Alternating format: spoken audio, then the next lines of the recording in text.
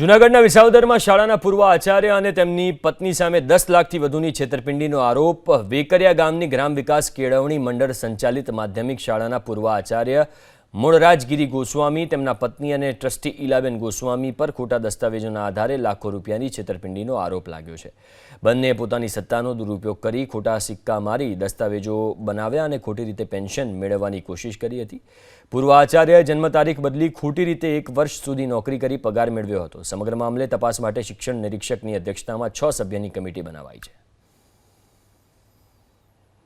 December 24માં આ case રજૂ કર્યો અને એમનો આ પેન્શન કેસ 2025માં મંજૂર થઈને આવ્યો, પણ એ સમયે ક્રોસ વેરીફાઈ કરતા કચેરીમાંથી જ અમને ખ્યાલ આવ્યો કે આ કેસનું ડુપ્લિકેશન થયેલું છે, કે આ વ્યક્તિનો પેન્શન કેસ અગાઉ મંજૂર થયો છે તો ફરી વખત કઈ રીતે આવ્યો।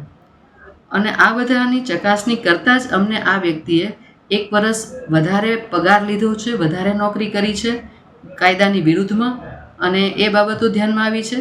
સાથે સાથે આ જે બીજો પેન્શન કેસ રજૂ કરાયેલો છે એમાં પણ 2 સેવા પોથીઓ જે રજૂ થયેલી છે, પ્રથમ દૃષ્ટિએ જોતાં આ બંને સેવા પોથીઓ મૂળ સેવા પોથી ન હોય અને આ બંને સેવા પોથી પણ એમના દ્વારા ફ્રોડ રીતે તૈયાર કરેલી હોય એવું પ્રથમ દૃષ્ટિએ અમને ધ્યાનમાં આવેલ છે।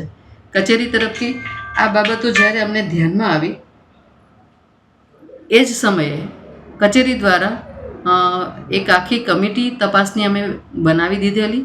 આ તપાસ કમિટીએ સઘન તપાસ કરાવી, બધા જ રેકોર્ડ ડોક્યુમેન્ટ્સ જોયા। એના આધારે આ વ્યક્તિએ સરકાર સામે ટોટલી આ બધા જ બનાવટી પેપરો તૈયાર કરી અને 2 પેન્શન લેવા માટેની તમામ તૈયારીઓ કરી હોય, તમામ બાબતો એમણે આ રચી હોય એવું પ્રથમ દૃષ્ટિએ અમને ધ્યાનમાં આવેલ છે।